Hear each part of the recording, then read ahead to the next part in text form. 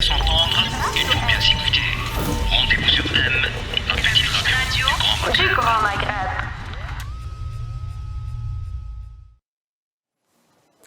Bonsoir à tous, bienvenue au Café Presse Politique. Nous sommes en direct sur Radio M comme tous les mercredis. Merci de votre présence et de votre fidélité. Je souhaite la bienvenue à nos invités. Ismaël Almas, bonsoir. Bonsoir. Merci d'être là. Maître Nabila Slimi. Bonsoir, merci pour l'invitation. Avocate, merci d'être avec nous. Merci Radi, bonsoir. Bonsoir. Merci d'être avec nous. On voudrait savoir l'image qui vous a marqué cette semaine.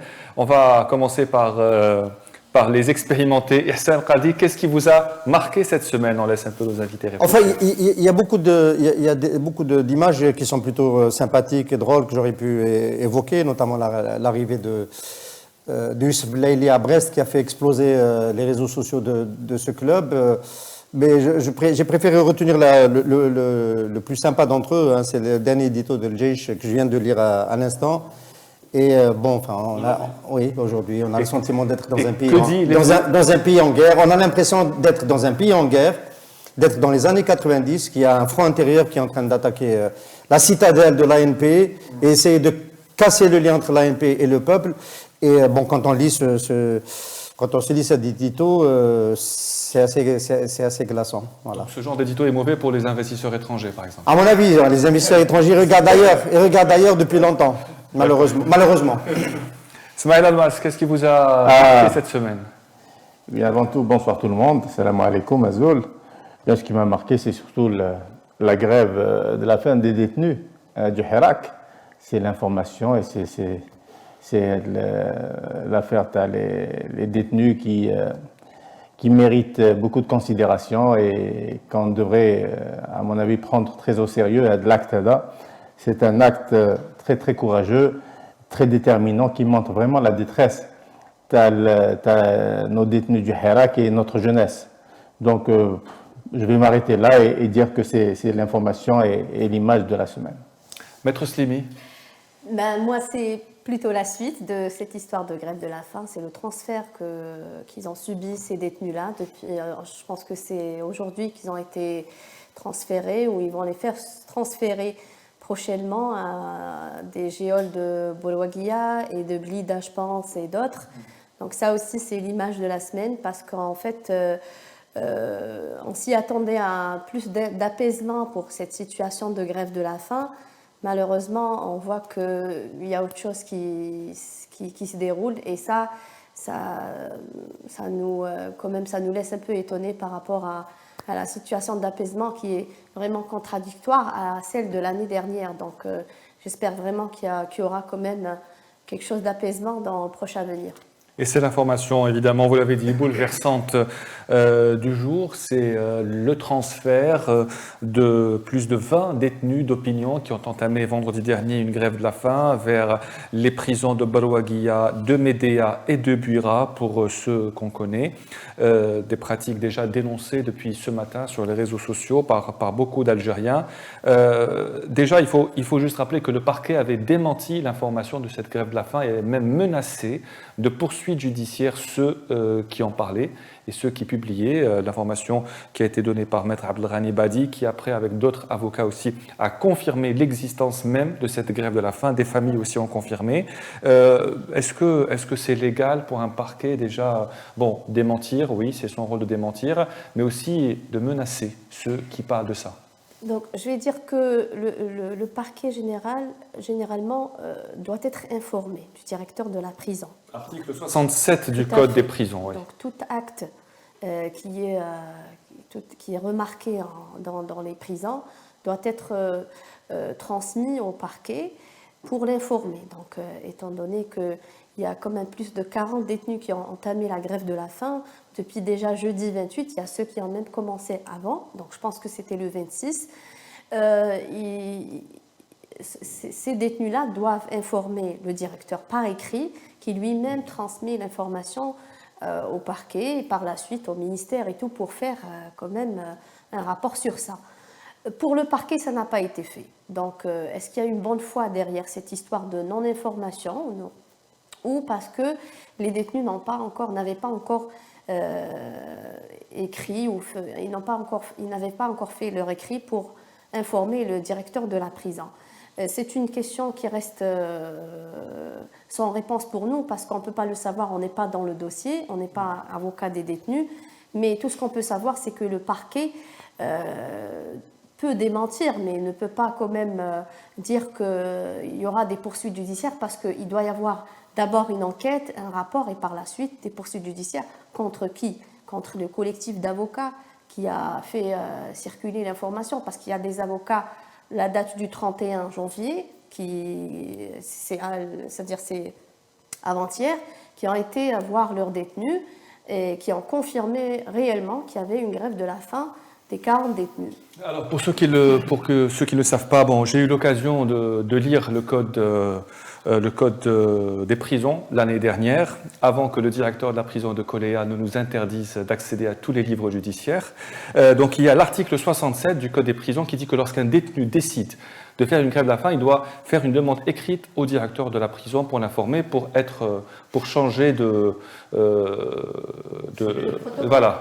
cellule et de quartier. Sauf que dans ce cas-là, depuis vendredi, certains détenus se sont vus refuser le fait de remettre ces lettres. Ce n'est qu'après pression que le directeur a accepté quelques lettres d'intention pour pouvoir les transférer. Je ne me rappelais pas que tu étais en couverture à Koléa. Oui, voilà, pendant un certain temps. Pendant un certain temps. Et pour dire que c'est le droit du détenu d'accéder aux livres juridiques pour pouvoir, pour connaître ses droits à l'intérieur de la prison. Hassam Qadi, c'est une nouvelle bouleversante, celle de la grève de la faim, mais celle du transfert, elle est encore plus choquante parce que on éloigne ces détenus de leurs familles dans des prisons lointaines et ces familles devront une fois tous les 15 jours se déplacer et même chose pour les avocats aussi. On est quand même dans une situation, c'est-à-dire qu'en fait, il y a un citoyen tout à l'heure, il échangeait avec moi, enfin dans la rue Sécrosé, il a vu que j'étais pas bien, je parlais au téléphone et tout. L'Hadi Assouli, c'est quelqu'un c'est un des acteurs types du Hirak populaire qui est au service qui essaie d'aider les gens, etc., qui est poursuivi justement à cause de cela. Il se retrouve aujourd'hui à Broguet. J'ai une pensée pour sa famille, pour lui-même déjà. C'est quand on est arraché d'une prison vers une autre, dans un mouvement de ce type-là. Les réponses sont toujours des réponses. Et le citoyen m'a dit ils sont devenus fous. Et là, j'ai dit la semaine dernière pour d'autres faits. Pourquoi répond-on comme ça? Enfin, rapidement, moi, je suis désolé, j'évoque un contexte que je connais. 22 étudiants mis en mandat de dépôt en juin 81, deuxième année du printemps berbère et démocratique. On fait une grève de la faim au bout de 5 mois. C'est le procureur de Harrach qui vient nous voir et qui négocie avec nous. Et notre revendication, c'était pas... Bon, première revendication, c'est être libéré. Deuxième revendication, c'est être jugé dans un délai raisonnable. Ça faisait 5 mois et demi qu'on était en détention préventive. Dans la semaine, bon, il y a eu une fuite avec nos avocats, le collectif des avocats. Il y avait une quarantaine d'avocats, dont Maître Ali et Abdel Rahmou. On a fait évidemment sortir l'information. C'est pas sorti à Al-Moudjahid à l'époque, ou l'Al-Khab ou l'Achab. C'est sorti dans Le Monde. 22 étudiants, grève de la faim à la prison de Harrach. On a été jugés dans la continuité. On a été jugé au bout de 10 jours. Donc il y a eu quand même un traitement politique de la question. Aujourd'hui, qu'est-ce qu'on fait? C'est une grève qui a démarré le 28 janvier. Symboliquement, c'est la grève des 8 jours. 57. On fait comme sur les images de la bataille d'Alger. Quand les paras viennent casser les rideaux des commerçants musulmans de la rue de la Lyre pour les obliger à arrêter le mouvement de la grève. Ce que vient de faire l'administration pénitentiaire est un acte de type colonial. Typiquement colonial, symboliquement. On est dans la grève des 8 jours et symboliquement, les paras viennent casser les rideaux pour casser la grève. C'est exactement la même chose. Samuel Almas? Écoutez, là je viens d'avoir l'information. Hein. C'est des représailles attendues d'ailleurs. Hein. Il faut que les gens du pouvoir comprennent que c'est un acte politique. Hein, ce que font nos détenus représente un aspect politique, un acte politique. La réponse doit être politique. Hein. Arrêtons d'utiliser ce genre de représailles, ce genre de pression, ce genre. Là, des fois, je me pose la question, je me dis, le pouvoir, il a tout fait pour être là où il est, hein, pour être au pouvoir, et les premières actions, c'est de mettre les enfants de ce peuple en prison. Ça n'a pas de sens. Moi, je pense qu'il faut comprendre que ce pouvoir est prêt à tout. Est prêt à tout pour casser la dynamique populaire, il est prêt à tout pour casser le Hirak, il est prêt à tout pour casser le salut qui est venu de février 2019. Et là, je m'attends à pire encore. Hein. Bon, là, aujourd'hui, on apprend que nos détenus ont été transférés dans d'autres prisons. Vous savez que c'est très compliqué pour leur famille. Hein. Ce n'est pas des gens de club d'épargne, hein. C'est des enfants du peuple aux moyens très très limités, voir leurs parents très souvent âgés se déplacer à Kholéa ou à Borwaguiya et d'autres prisons. Je pense que c'est infernal pour leur famille. Mais, Wallah, moi je dis, le pouvoir qui se comporte comme ça avec les meilleurs enfants de ce peuple, empêcher les gens de parler, empêcher les gens d'être libres, empêcher la libre expression, tout cela de nos jours est ridicule. Et comment être une puissance régionale et je ne sais pas quoi avec un peuple qu'on est en train d'oppresser, qu'on est en train de réprimer, qu'on est en train de tout faire pour le faire taire. Je pense qu'il faudrait qu'ils comprennent le pouvoir que ça ne peut pas durer. Et man la bouche boule chab. Sur le volet juridique, est-ce que ces transferts sont légaux? Écoutez, généralement, on transfère après une condamnation définitive. Tout à fait. Oui. Il doit être, normalement, dans la procédure, ils doivent être jugés d'abord pour être transférés par la suite. Et encore, pour le transfert se fait uniquement pour les condamnations à longue durée. Ceci dit, une condamnation de plus de 3 années ou 4 années. Donc, c'est là où d'ailleurs, où on déclare carrément aux parents du détenu qu'il doit être, c'est-à-dire, il pourra être transféré à une autre prise, hein, citant par exemple celle de l'Bayad ou de l'Berwaguiya ou de Tizi Ouzou même. Donc on informe déjà les détenus qu'il pourrait y avoir ce transfert. Mais dans ces conditions, non. Parce que déjà, le fait de savoir que ces gens-là ont entamé la grève de la faim, ça peut nuire aussi à leur état physique. Parce que je ne pense pas qu'il y aura quand même eu fin de la grève de la faim, étant donné que cette personne a décidé de la faire. Donc, quelle que soit la décision collective ou individuelle, je ne pense pas que ces jeunes-là vont quand même arrêter de faire la grève de la faim à cause de leur transfert. Ça, c'est mon point de vue personnel. Je pense qu'il doit y avoir quand même un apaisement là-dessus, parce que quand même, c'est très désolant de voir cette situation-là, surtout qu'on est près du 22 février. Donc, c'est une date symbole qui devrait être bien interprétée par rapport à nos jeunes qui sont maintenant malheureusement derrière plus de 300 cas, je pense, qui sont 333 des jeunes et des moins jeunes. Des jeunes, des moins jeunes et des femmes et des vieilles aussi. On a vu le cas de plusieurs femmes détenues, chose qui est très décevante pour nous et espérons qu'il y aura quand même une situation apaisante dans les prochains jours. J'ai entendu dire, je ne sais pas, hein, je crois que c'est Zohair Aberkan qui rapporte ça de la défense, des avocats de la défense, que l'administration pénitentiaire a évoqué la difficulté de suivre sur le plan sanitaire 40 grévistes ou plus de la faim en même temps, donc pas les moyens de veiller à leur intégrité physique, et donc ils justifient ce dispatching, entre guillemets, par la possibilité de mieux les suivre dans différentes prisons.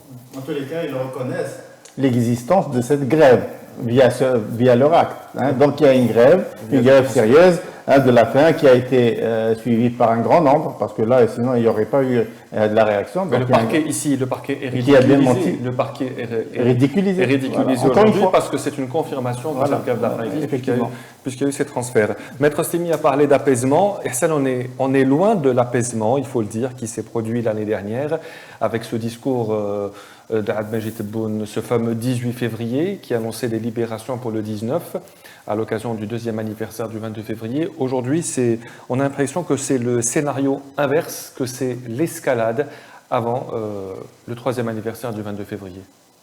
Oui, c'est l'escalade, c'est évident, on ne peut pas s'en cacher. Alors après, pour essayer d'expliquer ce qui s'est passé, pourquoi en 2020, au début de 2021, il y a eu plutôt un début de scénario d'apaisement, enfin qui n'a pas duré longtemps puisqu'on est revenu à la charge dès que le Hirak s'est mis à sortir. Mais il y a eu une petite fenêtre comme ça. On peut peut-être l'attribuer au fait que Abdelmadjid Tebboune étant absent pendant longtemps au préalable, il avait besoin d'un acte fort, plus ou moins fort, pour reprendre la main. Et donc, il a commencé avec ses élargissements du 18, 19, 20 février. Mais en même temps, il y avait déjà eu la marche du 16 février à Kharrata. Et donc, en termes de lecture politique, moi, mon sentiment, c'est qu'aujourd'hui, si le recours il est aussi mécanique à la répression, c'est parce que la lecture de la situation est une lecture du point de vue du régime, hein, beaucoup plus anxiogène et beaucoup plus pessimiste. Aujourd'hui, on ne laisse plus aucune marge de manœuvre. D'ailleurs, le Hirak, je pense qu'on avait fait aussi un peu le calcul qu'il allait s'essouffler de lui-même au printemps 2021. Et en fait, c'est l'inverse qui s'était passé. Les marches ont démarré et ont commencé à s'amplifier. Moi, je me rappellerai toujours que la dernière marche de Ramadan était une grande marche, avec beaucoup de monde, durant le mois de Ramadan, avant qu'on décide de bloquer. Peut-être qu'il n'aurait pas fallu sortir le deuxième jour de 14 mai, c'était le dernier jour, voilà. l'arrestation de Voilà. Kazarto et de Mais beaucoup de le gens. mouvement était ascendant, et donc le calcul qui aurait pu être fait de laisser le Hirak s'essouffler de lui-même et complètement s'arrêter, et ce qui aurait été une vraie défaite politique, ne s'est pas déroulé. Et donc, c'est un enclenchement de panique qui, depuis, ne s'est pas démenti. Hein, voilà. En plus, la colère monte, là, depuis quelque temps. C'est ça, le pouvoir peut-être compter sur un redéploiement, etc., un apaisement 2020, février 2020, mais il s'avère que, quand même, là, les choses s'empirent. Même sur le plan social. Le franc social est en ébullition, le pouvoir d'achat a drôlement diminué, les gens trouvent du mal à terminer leur mois et du coup, toute cette colère-là, tout ce bouillonnement fait peur drôlement au pouvoir. Ce qui fait que je pense qu'il n'y a pas un deuxième plan pour le pouvoir. Hein. C'est la répression, c'est essayer d'éteindre tout foyer d'incendie dès le départ. Hein. Il laisse pas, il n'y a aucune marge de manœuvre possible pour le moment. Ce qui fait que moi, je dis qu'il ne faut pas s'étonner de ce genre de réaction. Maître Slemi, jusqu'où peut aller cette situation maintenant avec ces transferts? Est-ce que vous pensez qu'il y aura encore d'autres détenus transférés? Comment est-ce qu'on peut interpréter la gestion aujourd'hui faite par l'administration pénitentiaire? Est-ce que ces décisions viennent du ministre de la Justice, par exemple? Est-ce que ça vient de lui? En fait, quelle décision? Des De transferts? transférer, oui. Vous rappelez son nom, d'ailleurs, il est discret par rapport à Abdelkassim Zremani. Je trouve que Monsieur- son nom Monsieur ne Tobbé. revient pas beaucoup. Monsieur Monsieur Tobbé, Tobbé, oui. qui avait lancé cette fameuse formule il y a quelques semaines en disant qu'il n'était pas normal que le citoyen aille au tribunal en ayant peur et qu'il ne devrait pas aller en ayant peur au tribunal. Oui. En fait, ce qui s'est réellement... Moi, je pense, ça reste mon avis personnel, parce que je vous ai dit tout à l'heure que le directeur de la prison doit informer le parquet, qui doit absolument informer aussi le ministre de la Justice, qui doit prendre des mesures. Donc, ce qui est le cas sur cette situation. Par la suite, tous les détenus qui ont entamé la grève de la faim doivent subir quand même un protocole sérieux et strict. Ils sont surveillés... Déjà, ils sont transférés vers la clinique, qui est une infirmerie dans chaque prison, et ils sont suivis par des psychologues, un psychologue et un médecin généraliste, donc qui va les suivre quotidiennement c'est-à-dire pour suivre beaucoup plus l'état de santé qui se diffère d'un détenu à l'autre. Moi, je pense que tellement il y a eu de détenus qui ont entamé la grève de la faim, chose qui n'est pas possible de les suivre individuellement. C'est pour ça qu'il y a eu cette histoire de transfert. Mais on peut les transférer. Parce que c'est moi qui ai rapporté cet argument, mais je ne l'endosse pas. Hein. Oui, non, je mais je sais. sais. Pourquoi Je pense que... Pourquoi? Parce qu'on vient de publier un papier maintenant sur, j'imagine, Radio 1, où ça va être publié dans quelques instants, signé, qui rapporte de sources avocats que lorsque le mot d'ordre de grève a circulé, qu'il y avait l'intention de grève, les représailles ont été annoncées par l'administration pénitentiaire. La grève de la faim, comme les bus pour les transferts. Oui, c'était annoncé avant. Voilà, c'est pas... aussi une stratégie de répression, c'est clair que parce que l'histoire déjà la rumeur a été atteinte par la déclaration du parquet quand il a démenti qu'il y avait quand même une grève de la faim, chose qui a été encore démentie par le collectif d'avocats qui a rendu visite à tous ces détenus dès le 30 janvier, dès dimanche. Donc ils ont confirmé qu'il y a quand même une grève de la faim, 40 détenus qui l'ont entamée. Et il y a peut-être même par la suite, il y a eu quelques-uns qui ont quand même entamé ou ils ont décidé de les suivre. Je pense que c'est quand même une stratégie pour faire stopper, pour que d'autres détenus Pour casser cette Peut-être qu'ils ont peur qu'ils soient rejoints il y par aurait d'autres. pu avoir quand même plus de nombre de grévistes. Des boules de neige. Oui. Maintenant, il y a quand même la peur d'un drame, c'est qu'il y ait un mort. C'est que leur état s'aggrave et dans ce cas-là, que peut-on prévoir, que peut-on attendre de la part des autorités? Une arme, par Oui. exemple, là, où son 153 état. jours. Pardon 153 jours. 153 jours de grève, son état. Parce qu'on se rappelle quand même des scénarios Ouais. de Kamal El Fakhal, qui est décédé des suites d'une grève de la faim, de Mohamed Tamalt, décédé des suites aussi d'une grève de la faim. Tout en Donc, on a sachant peur que- qu'avec la pandémie, avec la pandémie, c'est encore plus grave parce que Physique fragile. oui, c'est ce qui était le cas pour nous d'ailleurs, parce que lorsque M. El-Erdeli avait entamé sa grève de la faim et juste après, il était atteint du Covid-19. Donc le médecin l'a interdit pas l'a interdit, mais il a conseillé d'arrêter sa grève de la faim par rapport à son état physique, parce qu'on est à zéro d'humidité, donc il y avait un fort risque d'aggraver la situation encore plus, parce que par rapport à sa situation, son état physique, il devait arrêter cette grève de la faim pour ne pas... Une question pour vous, M. Alma, c'est pour vous, Hassan Qadi. Peut-on s'attendre à une réaction des autorités pour cette grève de la faim? Pourquoi je vous dis ça? Parce qu'en 2020, lorsque Mohamed Tajadid avait déjà fait une grève de la faim à Al-Harrach, le procureur s'est déplacé à la prison pour discuter et après, il avait été effectivement libéré quelques jours après, Mohamed Tajadid, après cette grève de la faim. Est-ce qu'on est dans la même optique aujourd'hui? Est-ce que les autorités vont entendre, vont écouter les détenus et prendre une décision? Il faudrait que ce ne soient pas les mêmes autorités. Il faut les identifier déjà. On ne sait plus qui gère la situation. C'est ça Est-ce que, l'énigme. est-ce que vous pensez que cette question des détenus et de la grève de la faim va être gérée de manière, de manière totalement ferme, ou est-ce qu'il y aura un dialogue qui sera ouvert? Je pense que tout le monde a compris que ce pouvoir est réputé pour ne pas être quelqu'un qui croit au dialogue. Donc, ça ne fait pas partie de sa tradition et il n'utilise pas le dialogue comme outil de rapprochement avec ce peuple ou avec les enfants du peuple. Donc, je pense que le seul traitement possible avec un pouvoir pareil, c'est les représailles, c'est la pression, c'est l'oppression, etc. Donc, je pense que il n'y aura rien du tout. Ils vont essayer de mettre encore la pression sur les détenus. On connaît que la situation, quand même, je suppose que la situation est dramatique pour un détenu qui savait au 5e jour de grève. Ça va être très pénible pour nos frères et sœurs qui sont en prison. Et le pouvoir va profiter de cette situation pour essayer de les isoler de leurs avocats et de leurs familles. Je ne sais pas s'ils ont le droit ou pas. Et bien sûr miser sur le fait que ces détenus arrivent au seuil qui ne pourrait pas peut-être dépasser. Ils ont droit aux visites familiales, mais pas aux couffins, et des familles qui devront se déplacer encore plus loin, ce soit à Buira, à Médéa ou à Balouaguia. Hassan, vous pensez qu'il y aura fermeté ou dialogue à long terme? Enfin, à long terme, une grève de la faim ne peut pas durer. Bon, je pense qu'il y a déjà eu une réaction. La réaction, c'est ce qui vient d'arriver. Est-ce qu'il va y avoir une escalade? Qu'est-ce qu'on peut on ne peut pas les faire manger de force.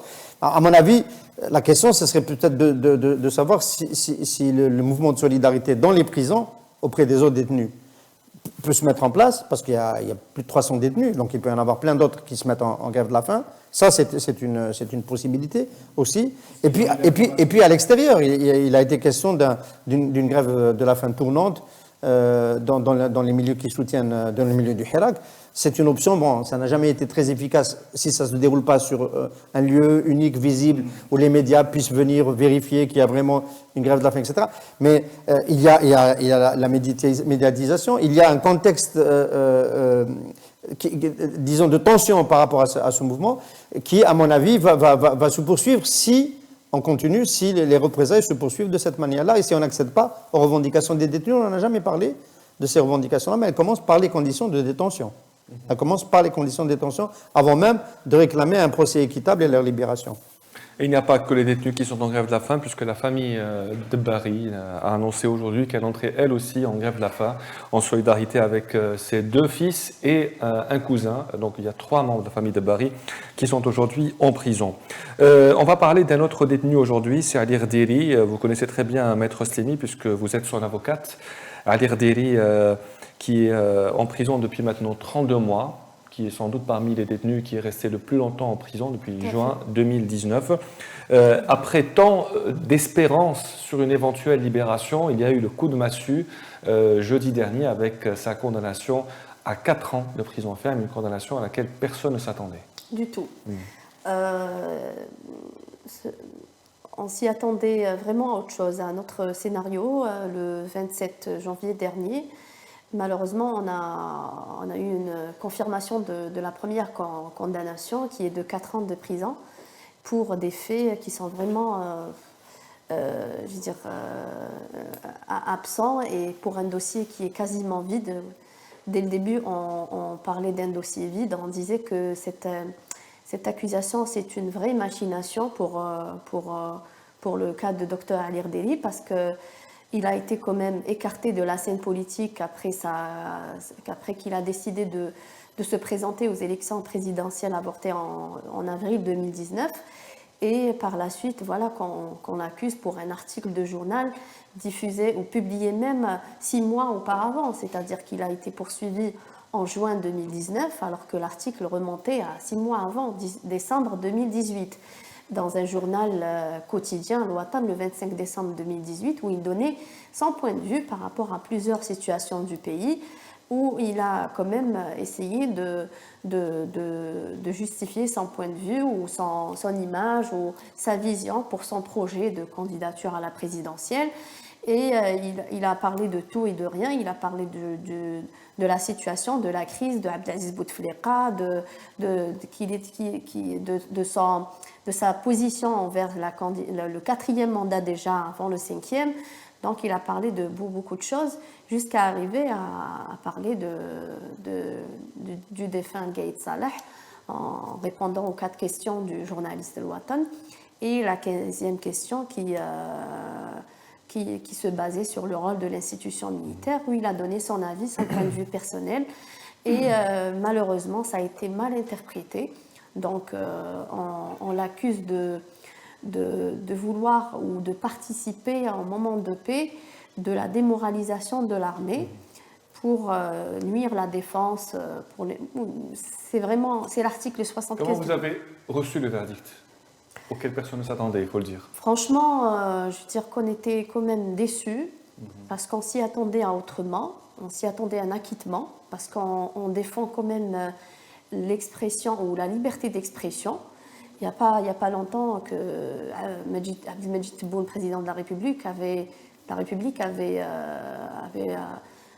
parlé de la liberté d'expression le 18 janvier dernier au sein de l'institution militaire.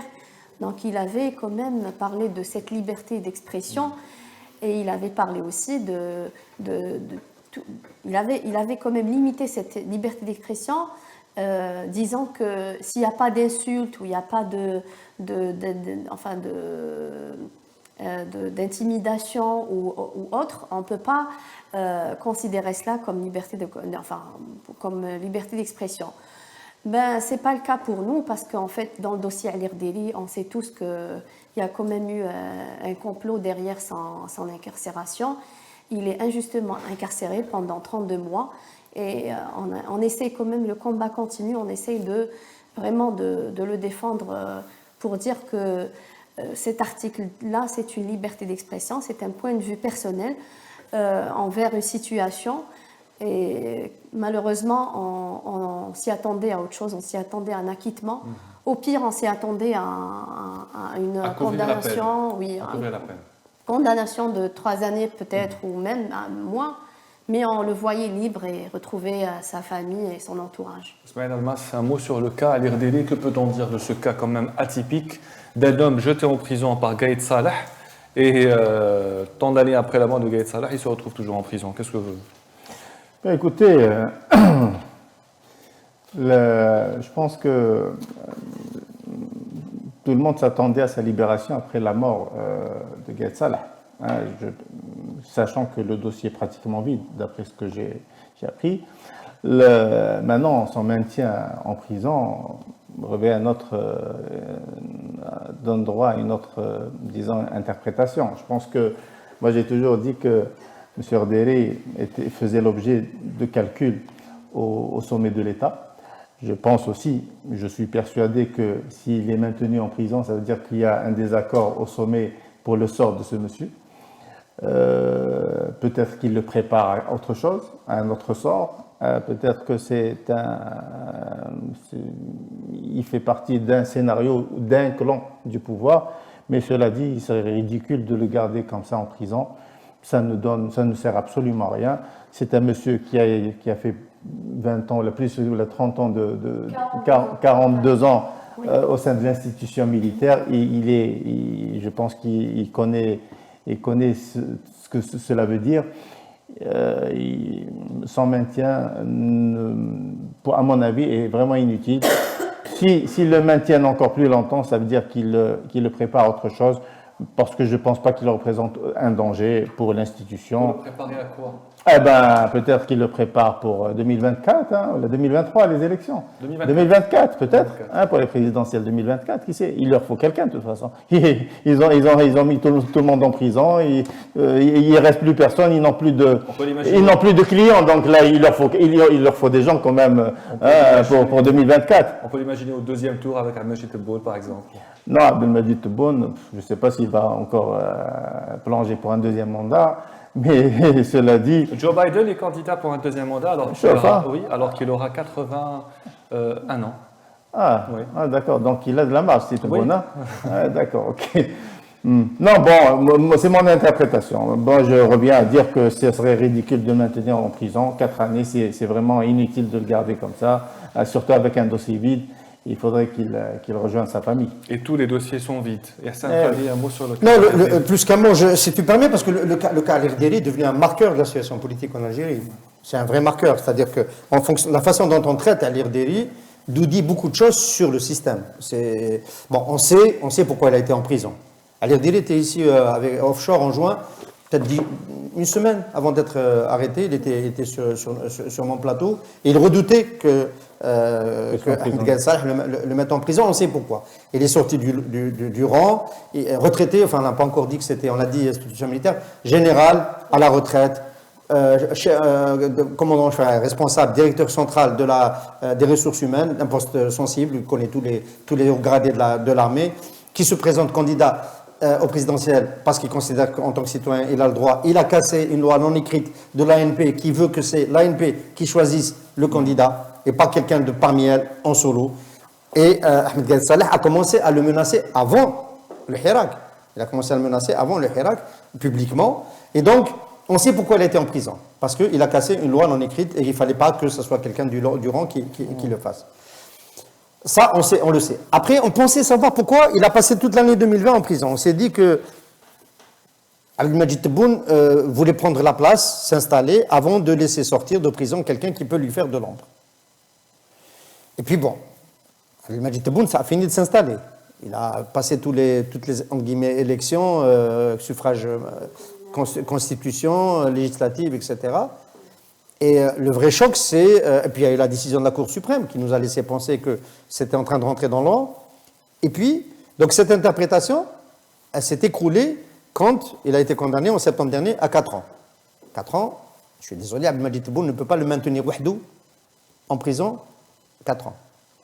Donc, la nouvelle lecture que moi, j'essaie d'avoir, c'est qu'à la tête de l'armée aussi, il y a un intérêt à maintenir Ali Erderi en prison. Et je crois que c'est le fait du chef d'état-major, Saïd Chengriha, qui lui aussi a son agenda, qui veut, parce qu'il a mis du temps à prendre là, il est faible, il est collé à Bouteflika, il est collé, c'était Gaël Salah qui était collé à Bouteflika, il est collé à Abdelmajid Tebboune, qui lui-même, donc il y a un tandem, et je pense que sans l'accord à l'intérieur de ce tandem sur le sort d'Ali Erderi, il ne serait pas resté en prison aussi longtemps. C'est pas possible, c'est-à-dire l'institution qui est supposée être la plus puissante Aïb.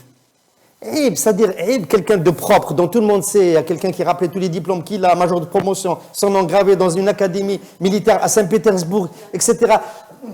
Parmi les meilleurs de ceux qu'a produit l'ANP, Aïb, Kébir, pour l'ANP, que les retraités de l'ANP n'arrivent pas à le sortir, alors qu'on sait très bien qu'il est nickel. Et que son seul tort, c'est d'avoir voulu faire de la politique. C'est comme notre corporation, si on n'avait pas, on ne s'était pas battu pour l'un de nos collègues, parce qu'on sait il faisait son métier, il était en prison, on s'est battu pour le sortir. Ceux qui ne le font pas dans l'ANP, les retraités en particulier, les autres ils ne peuvent pas parler, y compris les enfants de Alir Diri, ils sont dans l'armée, ils ne peuvent pas parler. Mais tous les autres retraités, dans le cas de Ben Hadid, il y en avait qui avaient bougé. D'ailleurs, c'était Alir Diri qui avait mené la campagne pour faire sortir quelqu'un à qui Ahmed Gaïd Salah a fait payer un écart de langage peut-être, mais qui n'avait pas à rester aussi longtemps en prison. En tous les cas, il n'avait pas à aller en prison. Et donc, le fait qu'il n'y ait pas de réaction, que même ceux qui étaient supposés être ses amis, qui pouvaient le soutenir, on avait dit qu'il était baqué, soutenu par le général Toufiq, il a été réhabilité. Toufiq, il n'a rien pu faire. Le général Nzar a été réhabilité, il n'a rien pu faire. Tous ceux qui sont puissants, enfin les papis anciens puissants de l'ANP qui encore n'ont rien pu faire. Et ma lecture aujourd'hui, c'est que Tebboune et Chengriha ont intérêt à le maintenir en prison, et ce n'est pas une carte pour l'avenir, parce que Tebboune et Chengriha, ce sont eux qui se considèrent comme étant l'avenir. Donc, soit ils ne sont pas si puissants que ça, ou bien ils le maintiennent en prison pour un autre scénario, tout simplement. Voilà. Parce qu'ils ont peur de lui. Ils ont peur. S'ils ont peur de lui, il aurait descendu. Il y a quelqu'un qui a une... je suis puissant et tu me fais peur, je ne vais pas te laisser en prison. Il y a quelqu'un qui a une formule assassine pour Alir Diri. Il a dit Alir Diri sort, la campagne présidentielle commence le lendemain. Et j'ai l'impression que c'est ce qui est intériorisé. Est-ce que vous y croyez vraiment, ça? Est-ce que c'est possible? De ce que j'ai vu du général à la retraite, Alir Diri, qu'on était les premiers à recevoir quand il a fait son coming out politique pour aller vers la présidentielle, c'était en décembre 2018, avant le février. De ce que j'ai vu de ce personnage, de ce qu'il dit en privé, etc., il est déterminé, il va continuer à être un acteur politique. Il va d'autant plus continuer à être un acteur politique qu'il a payé le prix fort de son engagement. Mais en quoi il peut être dangereux, monsieur? Ça, c'est donc des débat. En quoi, honnêtement? Il a marché avec eux. Il a accepté de se porter candidat. Il a accepté les règles. C'est une mauvaise lecture. Non. Il n'a pas marché avec eux. Il a cassé le code. Je suis désolé. Il n'a pas eu l'accord Tajma. Donc, il a marché avec eux contre le Hirak. Contre le Hirak. On était contre les élections. Il a marché avec les élections. Il a accepté les règles du pouvoir. Il s'est porté candidat, etc. C'est son droit. Non. C'est son droit. Mais, donc, il n'a jamais été un résistant. Il n'a jamais été un opposant. Moi, je ne l'ai jamais connu. Un général qui sort du rang, qui va candidat contre la volonté d'Ahmed Ben Salah, qui veut reconduire Bouteflika, c'est tellement dangereux qu'il lui est en prison. Et ceux qui étaient dans...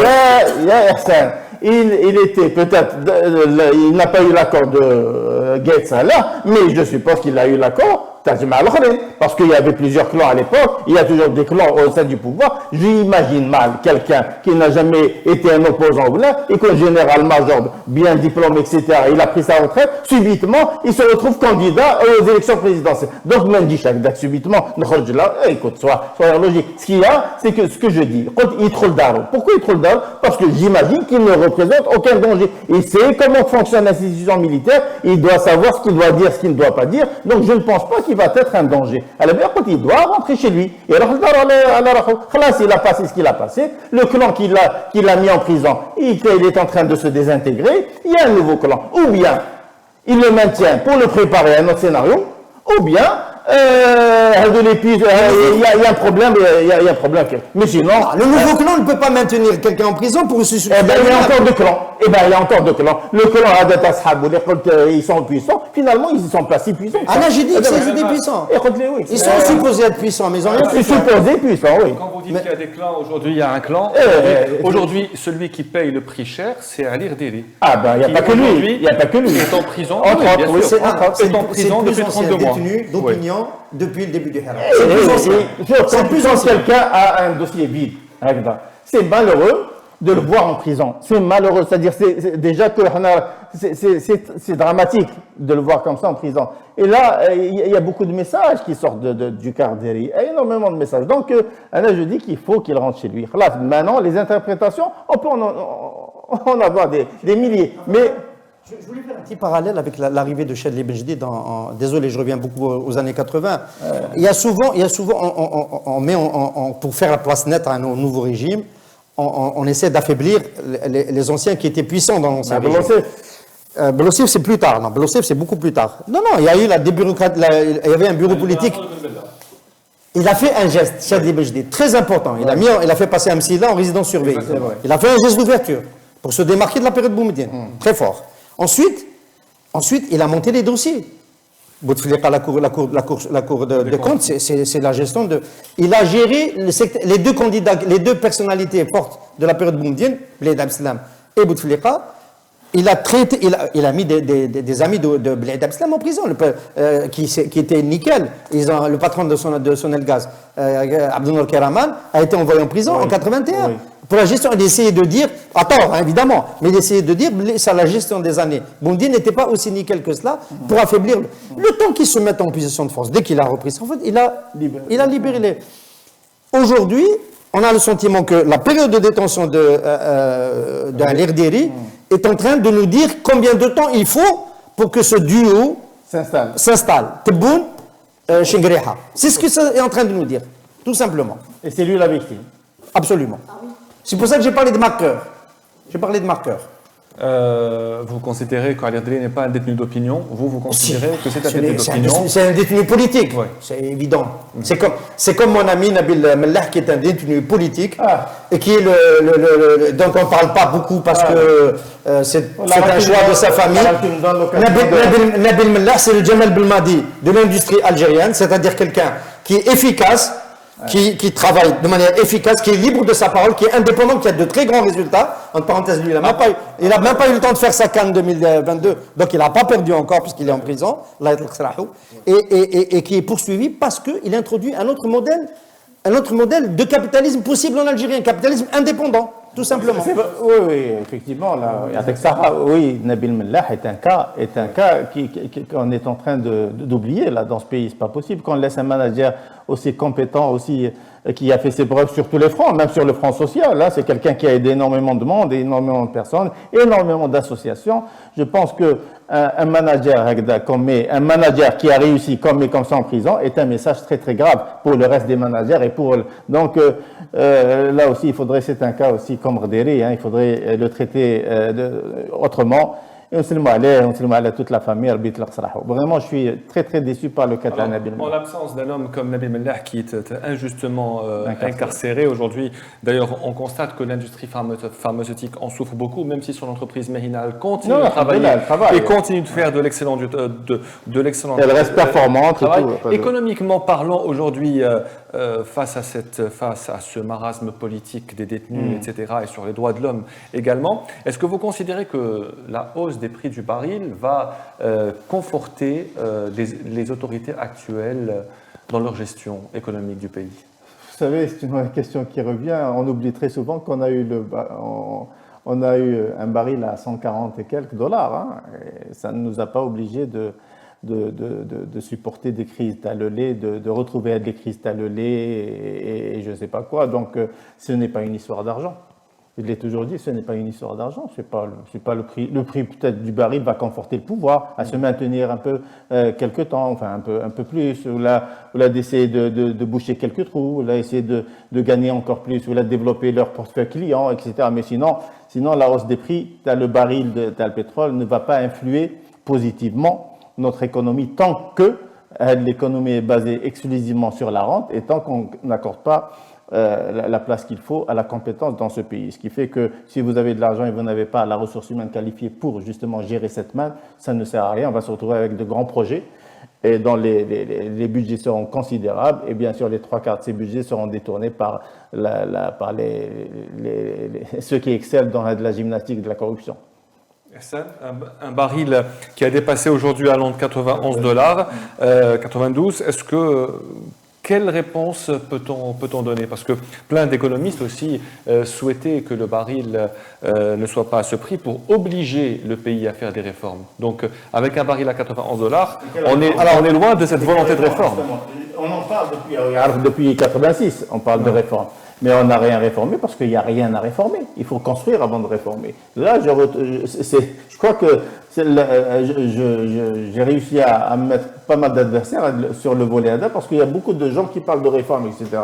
Il n'y a rien à réformer. Il faudrait d'abord construire. Nous n'avons pas construit une économie. Nous n'avons pas construit une économie performante qui pourrait éventuellement supporter quelques réformes en cas de malaise. Mais là, ce n'est pas le cas. C'est pas le cas. Donc, il faudrait d'abord penser à construire une nouvelle économie avec cette manne qui est censée être importante dans quelques temps. Hein. À partir de là, asseoir le nouveau modèle économique sur la compétence. Hein. Mais bien sûr, il y a un autre paramètre qui est important, je l'ai toujours évoqué, c'est le paramètre confiance. Et la confiance ne peut pas venir si on ignore le côté politique. Donc là, la confiance, comment qu'elle peut venir? C'est en intégrant, c'est en mobilisant le peuple autour d'un projet. Et le peuple, pour pouvoir mobiliser le peuple, il faudrait justement aller vers l'aspect politique, essayer d'aller vers la légitimité des institutions, etc., pour pouvoir mobiliser et mobiliser le peuple qui sera appelé à porter ce modèle économique ou ce projet l'Algérie moderne. Mais là, ce n'est pas le cas. On va se retrouver avec un baril Belek à $120 dans quelques temps. On va essayer de développer de grands projets pour essayer d'enrichir quelques-uns pour conforter un peu les clients du pouvoir, parce que là, on a besoin de renouveler le fichier client. Hein. Il faut de l'argent aussi pour se maintenir fort et pour essayer d'acheter les gens. Donc là, on va revivre le même scénario. Le même scénario qu'on a vécu avec Bouteflika quand le pétrole était à $140. Et vous allez voir que ça ne va pas tarder. Et il va y avoir d'autres noms, d'autres personnes, d'autres figures qui vont émerger. Il va y avoir un autre FCE avec d'autres, sans citer de nom, etc. Donc, pour moi, c'est bon parce que j'ai bien envie d'avoir plus d'argent pour essayer de développer quelques entreprises et et absorber un peu le chômage, parce que là, c'est très important. Il faut investir, je suis désolé de le dire, il faut investir. J'encourage les gens à investir malgré le climat, parce que nous avons des jeunes à qui on doit penser pour essayer de leur procurer du travail, mais en même temps, c'est conjoncturel, hein, les 92 ou les $100, c'est conjoncturel, et une économie qui s'appuie sur un paramètre qu'elle ne contrôle pas, c'est une économie qui n'a pas d'avenir, parce que là, on ne peut même pas se projeter sur 3 ans. On ne peut pas se projeter. Mais c'est quoi une économie à quelques mois? Qu'est-ce qu'on peut projeter avec un baril à $92 ou à $100? L'IOMIT, là, demain, le problème qu'a l'Ukraine va se résorber, va se régler. L'Iran revient sur le marché. L'Arabie Saoudite conforte sa production, la Libye revient, et on va se retrouver avec un excédent de pétrole. Et surtout si les Américains libèrent le gaz de schiste, etc., on va se retrouver avec un excédent. Donc là, si la manhadi sera bien utilisé, si on comprend aujourd'hui, et une fois pour toutes, que l'homme, c'est le principal acteur de développement, la ressource humaine, là oui, là nous mal. Mais si l'argent est comme l'argent, qu'est-ce qu'il va y avoir en face? Il va y avoir les champions de la corruption qui vont revenir, ou là ils vont sûrement recruter d'autres pour essayer de bouffer ce qui va rentrer à la maquette. Hassan, quelle lecture on peut faire? Oui, moi je voudrais d'abord lancer un message aux trolls qui nous accompagnent tout le temps sur les réseaux sociaux. Le CPP ne se réjouit jamais, en tous les cas je parle pour moi, des mauvaises nouvelles pour l'économie algérienne ou pour le pays. Ça c'est dit pour la de la Coupe d'Afrique. Je ne suis pas d'accord avec ceux qui disent ça va détourner l'opinion. Ça va détourner l'opinion qui va plus s'occuper de politique et de contester le régime. On ne fera que le prix du pétrole est là, parce que même il y aura toujours une partie qui va revenir en Algérie, sinon ça va enrichir des nations déjà relativement riches dans les CDE, les pays importateurs et consommateurs de pétrole. Donc c'est une bonne nouvelle. C'est une bonne nouvelle que le prix du pétrole augmente. Maintenant, évidemment, sur le reste, on est d'accord.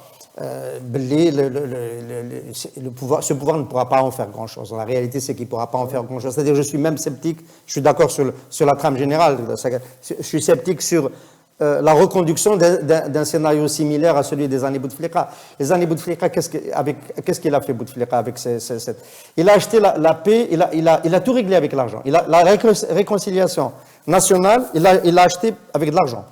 Il n'a pas fait de comité vérité, on n'a jamais su ce qui s'est passé pour les disparus, il l'a fait avec de l'argent. Il a tout abordé avec de l'argent. Le printemps arabe, il a fait face avec de l'argent, des augmentations de salaire. Et ça a créé deux grandes filières, une de corruption avec les grands travaux et une avec les importations, avec le différentiel du prix. Est-ce qu'aujourd'hui, on peut remettre un système de ce type-là? Moi, je pense que même le renouvellement de la clientèle dont tu as parlé, Ismaël, c'est-à-dire des oligarques qui vont émerger dans le sillage de Abdelmajid Tebboune et de la haute hiérarchie de l'armée, c'est quelque chose de difficile, justement parce que ce duo n'a pas pu se consolider. Et donc, il ne peut pas protéger un business, en tous les cas, dans le contexte d'aujourd'hui, il faut du temps, il faut du temps, il faut beaucoup de moyens. Et dans l'entropie existante, en fait, dans le désordre existant aujourd'hui, on a plutôt un mouvement inverse, on a un mouvement d'appauvrissement du business en lui-même. Pourquoi? Parce qu'il y a de l'effet d'éviction. On a stoppé l'ancienne oligarchie dans les systèmes dans lesquels elle était, le CKD, SKD ou SKD, CKD, pour l'automobile, pour l'électronique, pour l'électroménager. On n'a pas mis en place autre chose. On a bloqué plein d'investissements, mais on n'a pas libéré pour d'autres acteurs. Là, on apprend que... Il y a le maritime et l'aérien qui... Voilà, il y a le aérien. Non, l'aérien, c'est un domaine où... L'aérien et le maritime. L'aérien, le maritime peut-être pas, mais l'aérien, c'est si quelqu'un veut perdre de l'argent. L'aérien, c'est très difficile de gagner de l'argent. Il faut que ça soit associé à autre chose. Il y a l'équipe. Oui. Non, mais c'est très bien. Il a annoncé, alors, les décisions qui ont été prises jusqu'à maintenant, avec argent ou pas argent, c'est des décisions de déstructuration de ce qui existait. J'en veux pour exemple, Huawei a créé à Alger, à Ouadsemar, la première usine d'assemblage de téléphones, de terminaux, de devices, de toutes sortes. Ils voulaient remonter la filière vers les routeurs en partenariat avec, donc dans une JV avec un acteur privé algérien. On a arrêté le SKD-CKD, 180 emplois. L'usine est bloquée. Huawei faisait de la publicité pour dire qu'il investissait sur le continent africain dans la production. Et l'usine va probablement partir au Maroc dans pas longtemps, puisque c'est toujours bloqué depuis plus d'une année. Voilà ce qu'est capable de produire cette gouvernance. À mon avis, le prix du pétrole, effectivement, il intervient à la marge. Je suis d'accord pour dire qu'il n'y a aucune garantie pour qu'il se maintienne vers le haut. Hassan Radi dit que c'est une bonne nouvelle qu'il y ait un baril à ce prix-là, parce que déjà, les pays riches ne seront pas plus riches. Mais c'est faux. Hein. Est-ce qu'on peut considérer qu'il peut y avoir des répercussions positives sur la vie de tous les jours des Algériens? Non, au contraire, parce que là le problème, voilà. On oublie que c'est une économie basée sur l'importation. Ce qui fait que l'augmentation du baril, du brut, avec l'augmentation du prix. Là, l'étranger, quand il va l'acheter, l'augmentation, les retombées de l'augmentation vont se répercuter sur les prix des matières qu'on importe, des produits qu'on importe, ce qui fait que finalement, c'est nous qui allons payer le prix des augmentations de façon indirecte. Donc, finalement, ça va se répercuter négativement sur le quotidien de l'Algérien. Mais ce qu'il y a, c'est que moi, je me dis, s'il y a un prix à 92 ou là $100 ou là 120, Inch'Allah, 200 bombes, là, peut-être qu'il y aura des gens intelligents au niveau du pouvoir qui vont peut-être utiliser une partie de cette manne pour investir, pour créer de l'emploi, pour donner de l'emploi à nos jeunes, etc. C'est dans ce sens que mais sinon, moi je vous dis, ce qu'il faut comprendre, que le brut, l'augmentation, on va le payer de façon indirecte. C'est-à-dire toutes les importations, tout ce qu'on importe va justement profiter pour l'Occident. Là où ce serait une mauvaise nouvelle, ce serait que ça donne l'illusion, effectivement, que les gens vont s'enrichir. Non, l'illusion au régime qui peut continuer à réprimer et à bloquer toute ouverture parce qu'il est sûr, grâce à une relance de la rente pétrolière, il est sûr de pouvoir rester et d'acheter une forme de paix sociale, etc. Que l'augmentation du prix du pétrole produise cette illusion, c'est dangereux. C'est dangereux. Mais je pense qu'eux-mêmes savent que ça ne va pas se passer. Là, on sera à 40 milliards de dollars peut-être en 2022 de revenus. On était à 68 milliards de dollars quand le pétrole était en 2008 à 148 dollars le baril. Et donc, le gap... les volumes sont plus bas. Les volumes qu'on exporte, on est repassé sous le 1 million de mètres cubes, 1 million de barils par jour. Les volumes de gaz qu'on exporte sont redescendus. On est à 35 milliards. On devait exporter 60 milliards de mètres cubes. Donc, de tous les points de vue, l'Algérie ne peut pas profiter réellement de ces hausses de prix parce qu'elle exporte moins d'hydrocarbures. C'est ça la vraie info En qu'il faut plus avoir. de cela, la Voilà. facture des importations va gonfler vu l'augmentation des prix à l'international, ce qui fait que finalement, si on ne sait pas vraiment utiliser de l'argent, si on ne met pas en place un plan, un projet d'investissement dans certaines filières qu'on aurait identifiées auparavant qui pourraient éventuellement nous donner un avantage compétitif, pour développer, pour répondre aux besoins du marché national et penser à l'exportation aux hydrocarbures, on aura vraiment, ça sera aussi une occasion de perdu.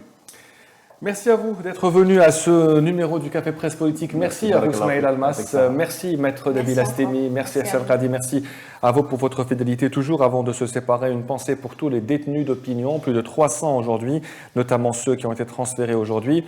Une pensée solidaire également avec nos 4 confrères emprisonnés, Abdelkrim Zrilech, Mohamed Mouloud, Hassan Boulas et Merzouk Touati. Et comme d'habitude, une pensée aussi pour nos 2 confrères marocains toujours en détention, Omar Radi et Slimane Raissouni, dont le procès a repris cette semaine. Merci à vous et à mercredi prochain. Pour bien s'entendre et pour bien s'y